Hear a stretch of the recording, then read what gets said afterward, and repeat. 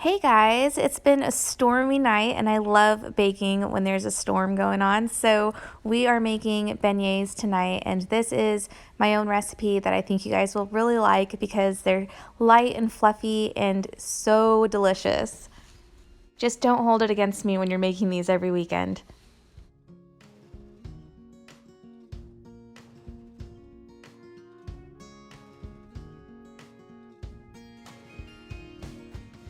Here are the ingredients if you'd like to pause this and take a screenshot.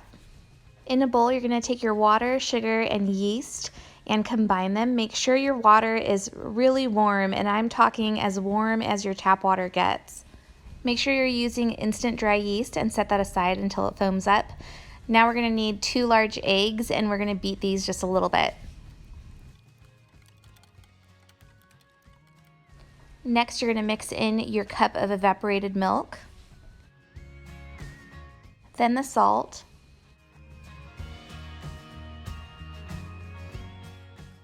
and your melted butter. And I just use a water bath to melt my butter because we don't use a microwave. Now add your vanilla, and I like to use the vanilla from the Mexican market because it's really great quality vanilla. It's super smooth. In your stand mixer bowl, you're going to add 3 cups of flour for now, but we're going to use 7 cups in total. And you're going to need to use your dough hook attachment. Once your yeast is nice and foamy and active, you can add your other wet ingredients to this bowl, and that includes your melted butter. Typically, beignets don't use butter. Instead, you'll use lard or shortening, but I prefer butter, and most recipes don't call for vanilla either, but I really like vanilla. Now you're going to add your wet ingredients to your 3 cups of flour that are already in your mixer. And you're going to add the entire thing until it's pretty well combined, and then you can start adding the rest of the flour 1 cup at a time.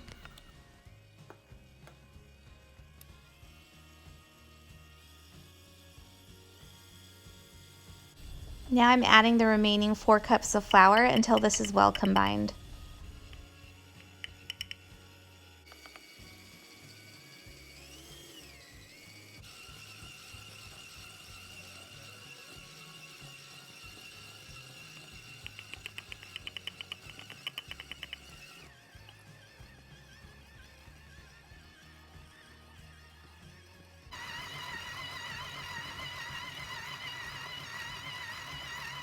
Keep in mind, because this is a semi-sweet dough, it's going to be fairly sticky, so you're going to want to scrape this off your dough hook, and then you're going to flour a surface to get ready to knead it.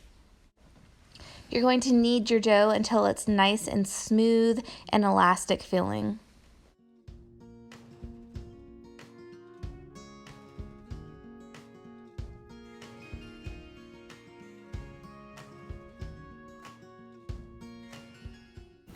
I like to knead my dough by folding it over with each pass and then kneading it with the palm of my hand.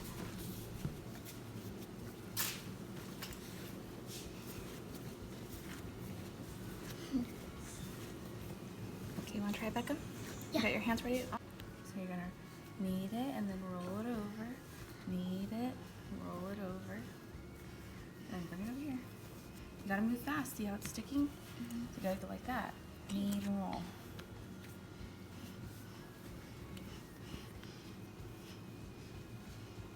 You're making it stiff. There you go.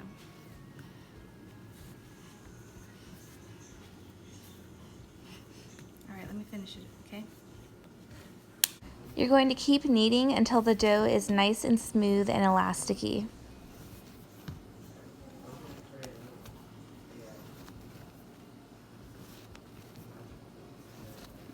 Now we're ready to proof our dough, and you want to put this in a greased bowl. I just use butter to coat the inside of the bowl, and then I coat the dough with it as well, and then I will cover it with plastic and I'll set it in my oven to proof. And you want this to proof to twice its size. You don't want it to proof any more than that. After it's proofed, you're going to flour a surface and you're going to flatten the dough out. And I usually just punch it down in the bowl. I don't overdo it. I just punch it enough to get it to come down a little bit, and then I will roll it out onto my surface. You're not going to knead this for a second time.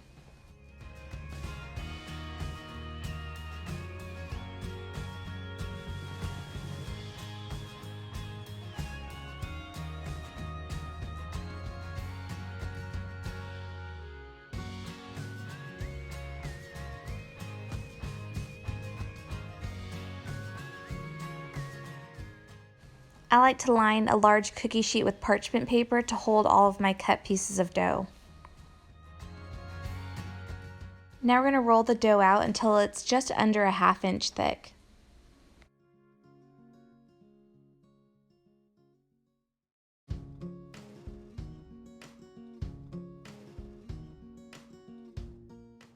Now we're not making itty bitty beignets, so I'm using a 3-inch square cookie cutter to cut out my dough pieces. You can make them smaller than this. I like to make them this size because sometimes we'll cut them in half in the mornings and make breakfast sandwiches with them.